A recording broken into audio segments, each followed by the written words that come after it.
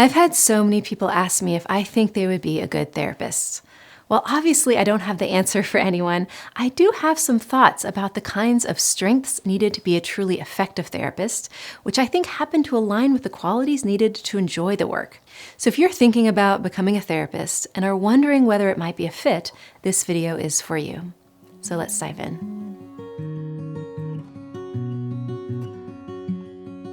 Most of the people who have asked me whether I think they'd be a good therapist have been my clients. A surprising number of my clients come into therapy and then through our time together fall so in love with the process itself that they want to make it their life's work and pass it along to others. The reason I share that right off the bat is that this is my favorite version of someone wanting to become a therapist. The reason I love it when people decide they want to become a therapist through their own experience with therapy or some other kind of healing journey is because I think it is so important for therapists to come to the work as fellow travelers. If we just think about therapy through the lens of a medical model, then it is all too easy for a college student or young person to think, I want to help others, so how might I do that? Well, there are these people who have mental health disorders, so maybe I can get training how to help them. That's kind of a loving impulse, but it can also be a bit superior, where the clients are the ones needing help or fixing as if we don't all need that. Actually, no one needs fixing. So if you're coming into this field because you want to fix or even change people, that's probably a warning sign right there to not become a therapist. So no one needs fixing, but we all do need help. Every person struggles emotionally. So if you want to become a therapist simply to become a medical professional that helps sick people, you might want to pause. It might be important to slow down and explore how you internally relate to your own pain and your own personal areas for growth. If you don't feel comfortable in the vulnerability of admitting that you too struggle, then you are unlikely to become a great therapist. Why do I say that? Well, they've actually done quite a bit of research on what is called the person of the therapist in terms of what kinds of characteristics matter. And the one single trait that has stood out above the rest is humility. Now, I know it can be hard to do a self-assessment on this. In fact, there's a lot of research showing that how therapists describe themselves in general is not at all accurate. But in particular, you could imagine asking someone if they are humble.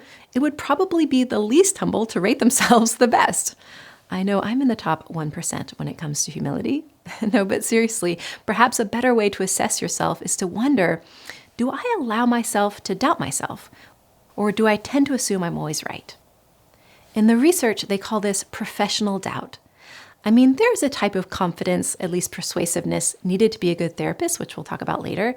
But if you think you always have the right answers, not only will you fail to stay open to your client's wisdom, you also won't do the work of becoming a better therapist. And that's probably the most important variable. Therapists who get the best results just work harder at it. They spend 14 times as much time outside session preparing, getting feedback, working to improve their skills, both because they are humble enough to know that they have more to learn, and also because they care about doing their best. The most famous article on this is called "Therapist, Love Yourself as a Person, Doubt Yourself as a Therapist." Now, as you might have noticed, that statement has two parts, not just self-doubt, but also self-love, or a better word might be self-compassion. The research shows that that is the golden combination, where a therapist really owns that they are capable of making mistakes, but doesn't beat themselves up for those mistakes. Those therapists tend to get the best results. So if you are someone who is too hard on yourself, that might mean it would be hard to be a therapist. That being said, most of us are pretty darn hard on ourselves and find it a struggle to always be in self-compassion or self-love. So I think it really comes down to just being willing to take self-compassion as a value, as something you are motivated to work toward. And this is not in conflict with humility. In fact, it is through our humility that we're able to acknowledge that we even need compassion in the first place because we struggle and sometimes fail. In any case, if you don't have a deep commitment to self-compassion, then you will likely find the work really hard and hit up against burnout. Again, no one is perfect on this, but it is important to be willing to commit to learning to care more deeply and deeply for yourself. Now, of course, it isn't only compassion for ourselves that matters. We also need to have the capacity to feel compassion toward others. There's no way you'll be a good therapist if you can't lead with compassion. Now, that doesn't mean you have to like everybody. You can have compassion for people you don't enjoy being around.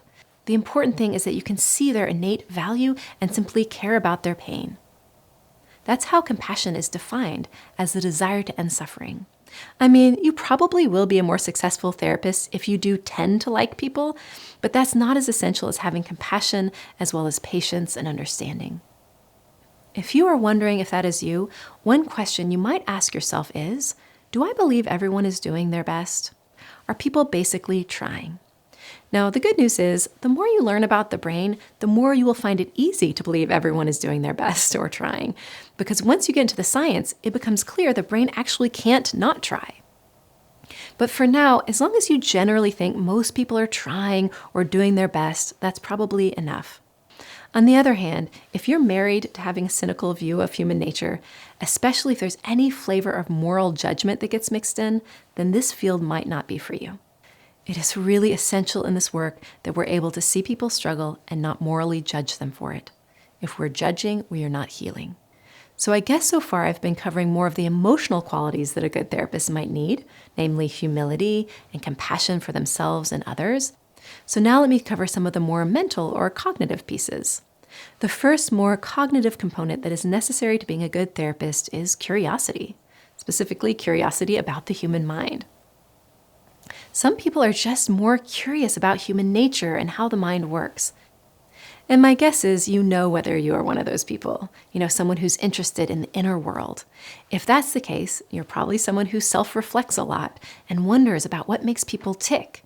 You might be someone who is drawn to art, philosophy, maybe world religions or culture.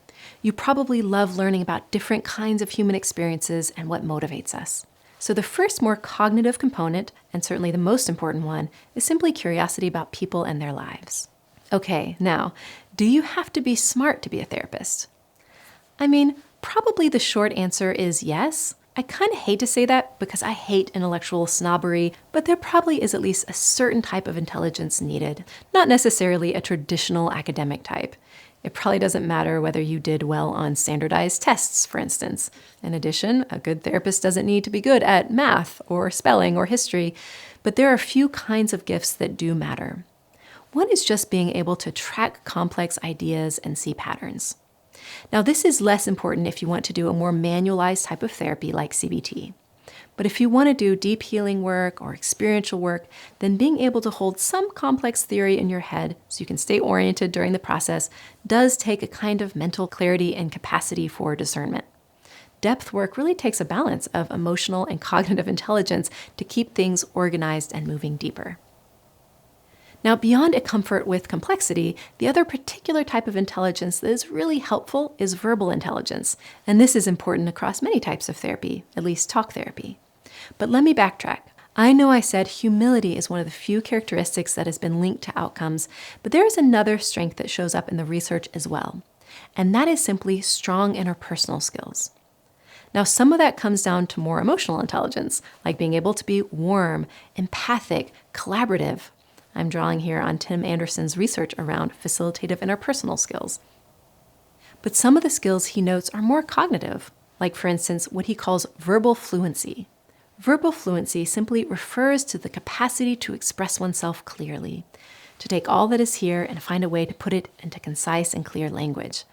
That is a type of intelligence, not that it can't be developed, but one way or another, a therapist needs to be able to communicate and even be persuasive. Now, that communication isn't only about words, it's also nonverbal. The research shows that emotional expressiveness on the part of the therapist is also very important.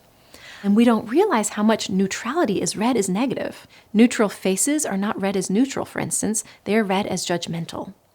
In other words, it isn't enough that we're able to like someone or feel compassion for them. We have to actually be able to show it, or else they won't know. And honestly, a lot of that rests on doing our own inner healing work so that we feel emotionally freed up and relaxed enough to be expressive in terms of the sound of our voice or the warmth on our face, etc. So you might be thinking, so what the heck? Sounds like a good therapist needs to be pretty much perfect, like smart and socially skilled and spiritually awakened enough to have compassion for all beings, all while being humble and curious, and emotionally expressive. So let me say very clearly that no one is excellent in all of those areas, and everything I mentioned are capacities we can grow into over time.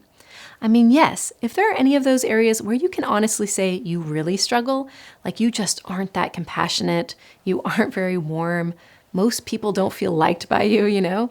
Certainly, if you just really aren't curious about the human mind, then yes, perhaps thinking of another career might be wise. But you don't have to be super strong in all of those dimensions. If that were required, we would have literally 0 therapists. So please, please keep that in mind. Perfection is not ever an option in anything. In fact, if you listened to all of that and started doubting yourself, that might at least be a sign of humility, which again is probably the most important characteristic.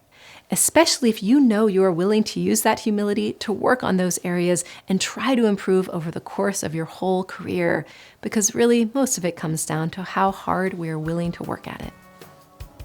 All right, so if all of that sounds hopeful to you and you'd like to explore the next steps, please watch the next video, which is more about the journey itself. So stay tuned. Thanks so much for watching. I just want to mention our Patreon community is really taking off, and I've been so enjoying getting a chance to know so many of you guys. If you would like to join our community and join our conversations, please check out my Patreon page.